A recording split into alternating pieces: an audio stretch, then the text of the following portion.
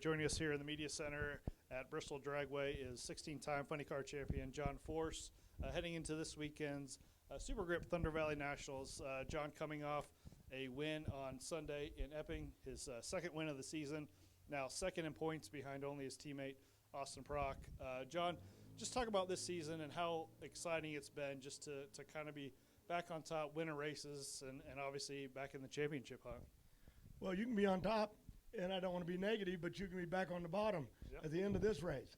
So we got good hot rods right now. Brittany's car is starting to come around. A lot of changes made. Prock, he's been hot all year. And my car is fast, but doesn't have consistency, and that does. So I think Daniel Hood and Cunningham getting in the mix of all this, and Fabrizi, that's why we're doing better. So, and when you got good tracks, it's easy to be fast. When you get tricky tracks, that's why we're watching all the work you guys have spent here at Bruton's track.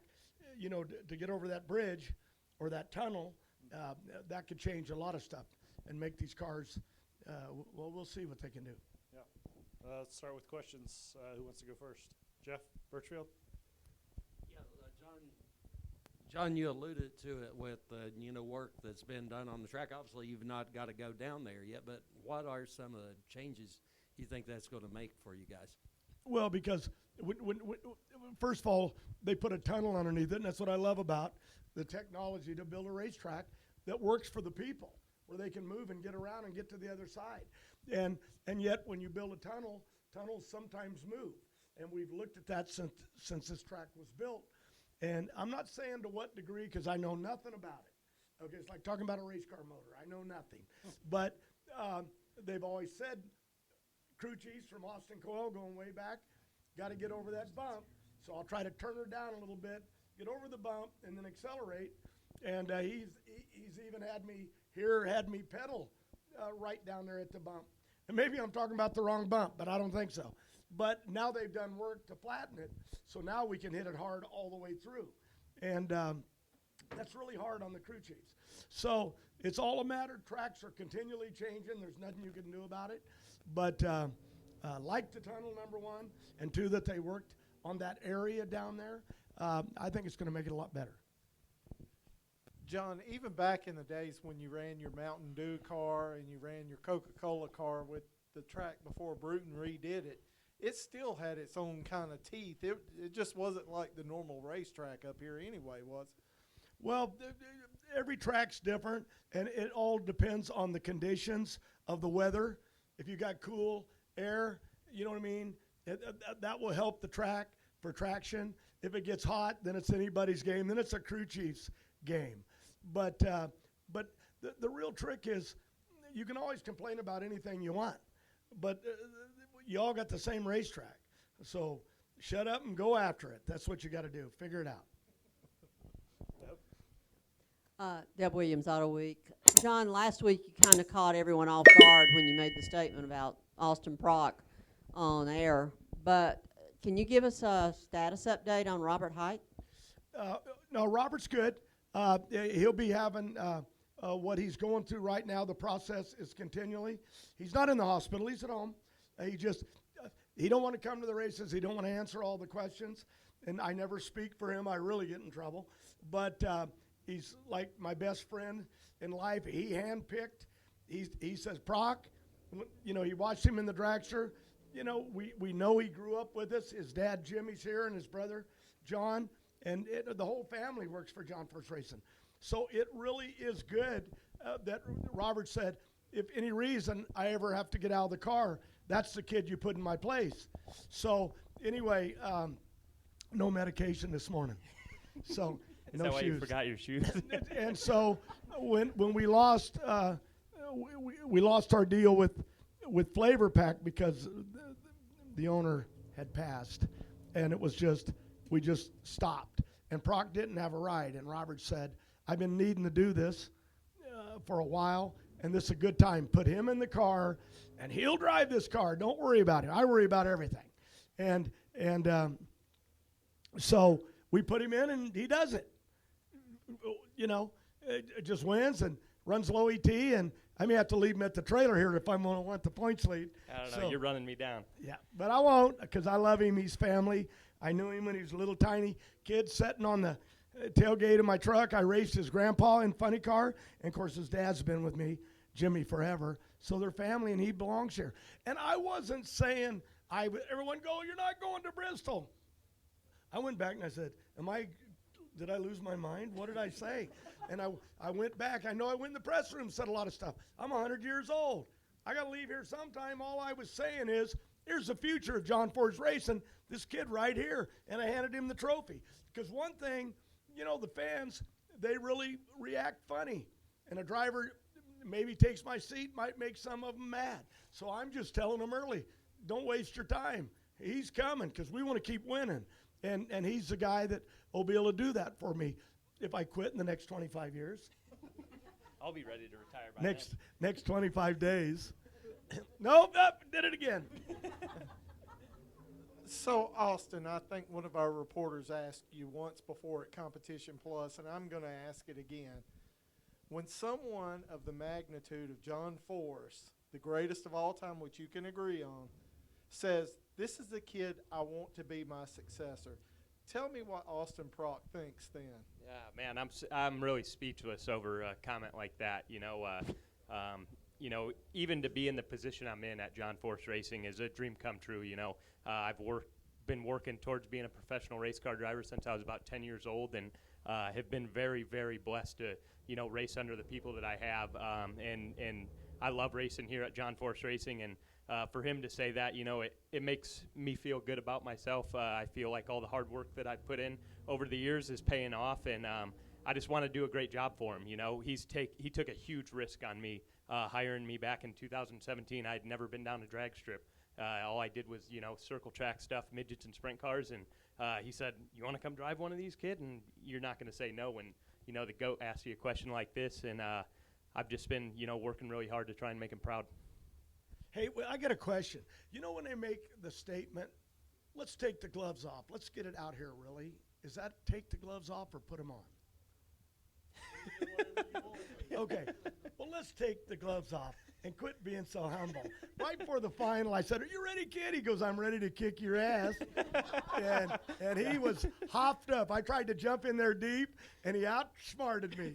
He was parked on me. Yeah. And I looked there, and I said, oh, he's doing just what I do. Yep. But it was bitching. It was so much fun, wasn't it? Yeah, no, it was awesome. It was a great show for the fans, too. And, I've told John, we're teammates, but when we put our helmets on, let's race each other like, we want to kick each other's ass, because that's how it should be, and that's how the fans want to see it. And I think we do a pretty good job of that. So one of these days I'm going to try and go in and take the top bulb out on him, but I'm a little nervous. I'm not that good yet. Do you fall for that, oh, woe is me shtick that he's been Hell no, dude. He was beating up on everyone last weekend. He was leaving as good as me, keeping it straighter than I was.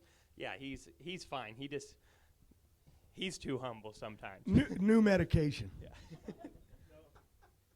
So, John, last season with how that ended with the winless streak and not having the performance that you wanted, to come back into this year, not only as yourself but the team as a whole, to come out here and be able to punch these guys in the teeth and put your spot back up on the top step, how much of a satisfaction is that for you guys to see the work that you guys did in the offseason to improve this team and get it back to that elite level that you guys were at a couple years ago? It's always a team effort, and we work as our team. Jimmy, Prock, Grubnick, everybody's working together on the cars, from the motor to the clutch to everything we do. That's why you have a brain trust. Me and Coyle and Bernie and John Medlin, we all had that. Guido and all these kids that are now crew chiefs out here, other places. But we always work together to help each other, and we have that. And so it's really good for me, because I need to deliver. I'm no spring chicken. I need to deliver for the young kids that are living the fight every day, every minute. And some days you get dragging. You get so tired, you sit down and think, man, I got to get up and keep moving. And because you want to do good for them, because they work so hard. They leave their families behind, their children sometimes, and they're out here, and you really want to do good. But give me a good race car, and I'll do good. I've had a good race car, really fast, and runs right on the edge, but it needed, a little bit of a balance to it, and of course me, I just got to get better on the tree, and that's what I'm working on. I can keep it in the groove. So my guys have finally got it where it's competitive. all could change tomorrow. You know what I mean? Today, but I'm having a ball, and life is really good. My wife says, I haven't seen you smile in a year. You know what I mean? But I went and watched Jacob, Danny, my daughter Ashley, and Danny's 11-year-old, and Noah, 9. They drive the junior dragsters, but he just got a funny car. And in fact, it's coming to Dallas next week. Yeah, they run and that. then he's supposed to be coming to Bristol, because I thought he meant this week. But watching him in that funny car was just awesome. He made like 7. I rented the track at Irwindale, and he made 7 runs, and it was just, we hot lapped it. But the first run a month ago, it hiked the front end up, and the kid had his hands full, like, what is this all about? Little kids don't know that stuff. And so they put a wheelie bar on it and weighed out front, and they fixed it. And so I'm excited for that. And that's why I took the shoes back, because I'm trying to get him shoes the same color as mine, and he wanted those military-looking mixed. So I had a pair, and I went by Simpson. I said, I got to have, you got white? He goes, yep, we make them in white, too, with a mixed. And so I said, I'll send your shoes back. I won't wear them, so I just have my guy take them back. So I don't get them dirty, and then I have to own them. What'd you ask? I don't remember.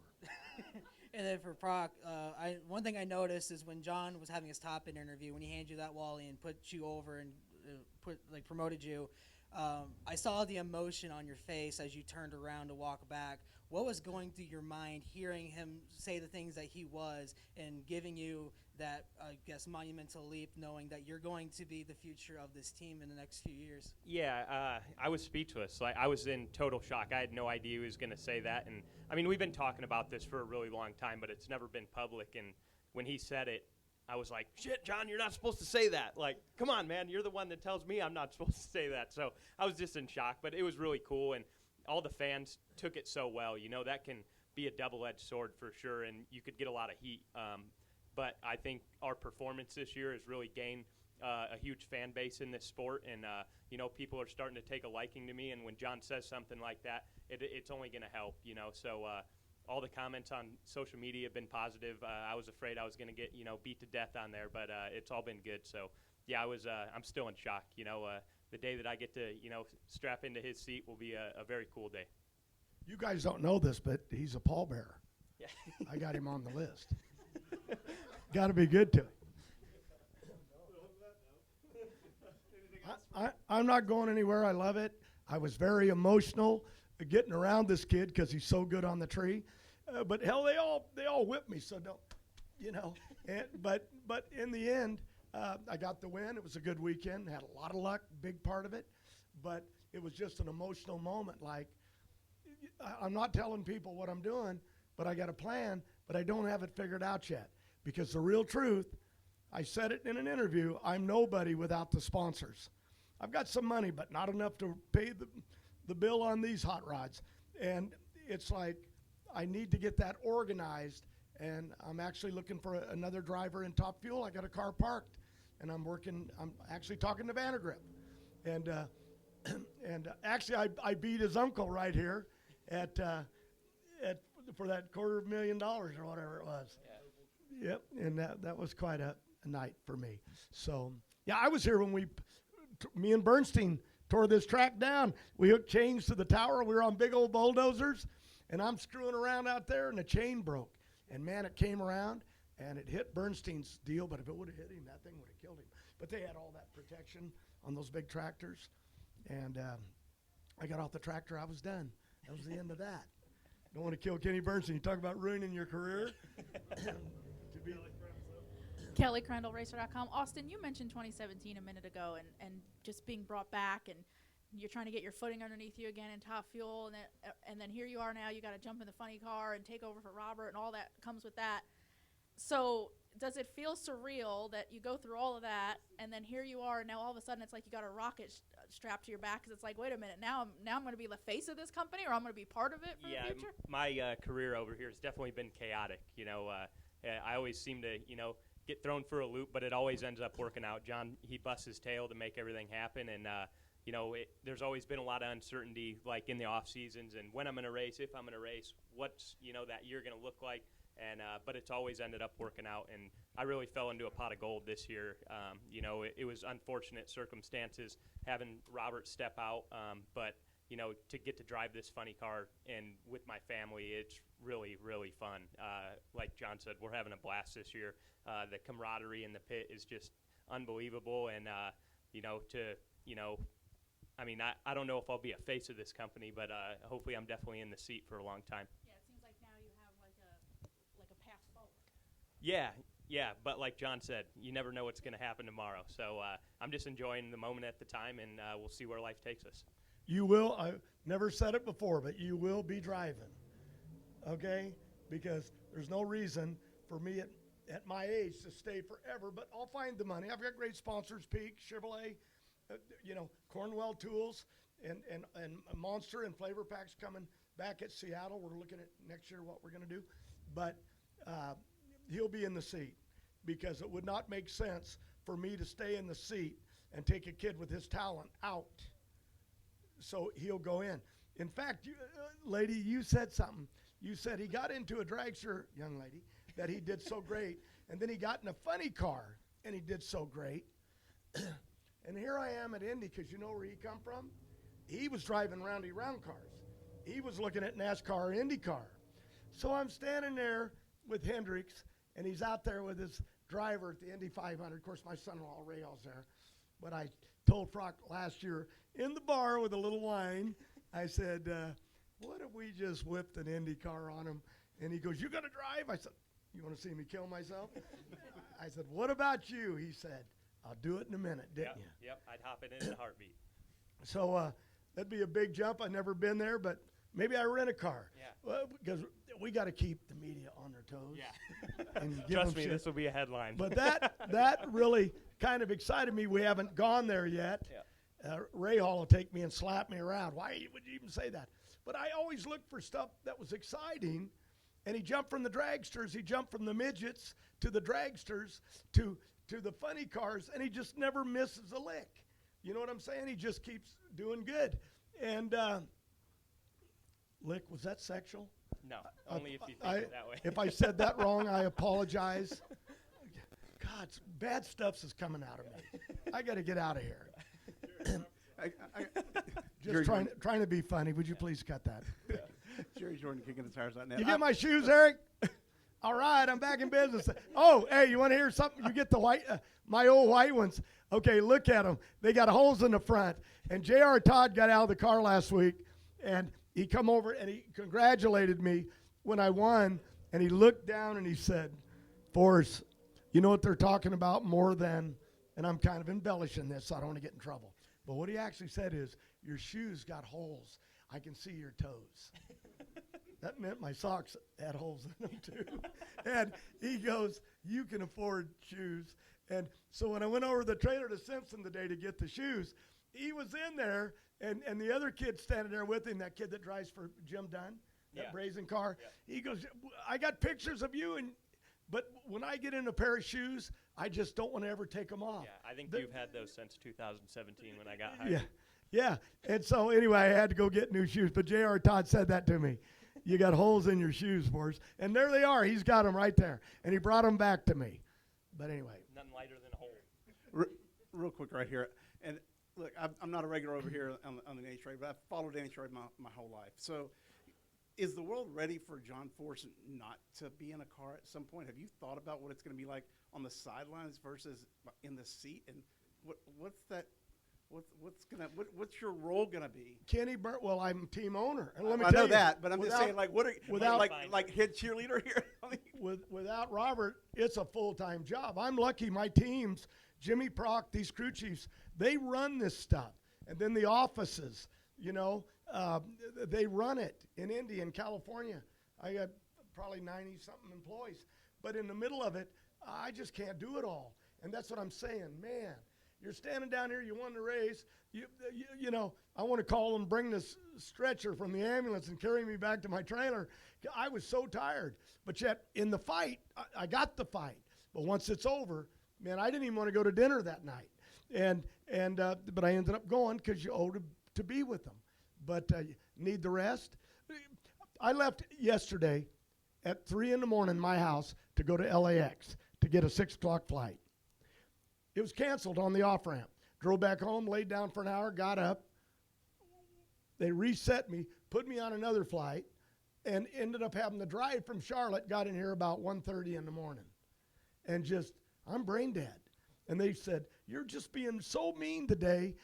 Everything you're mad about, what is wrong with you? And I realized I didn't take my medication. I have medications that calm me.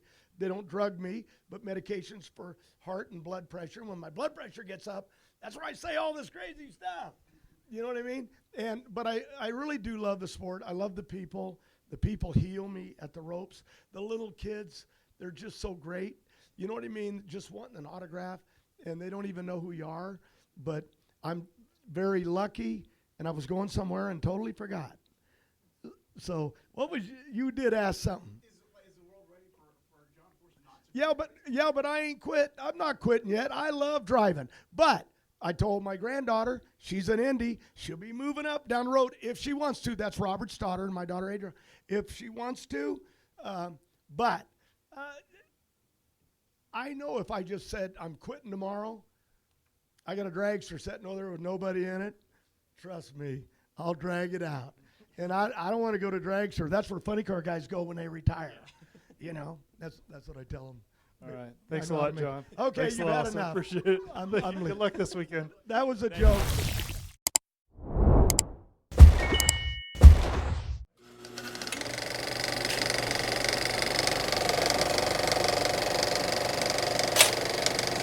All right, there's the checkered flag. Great job, driver.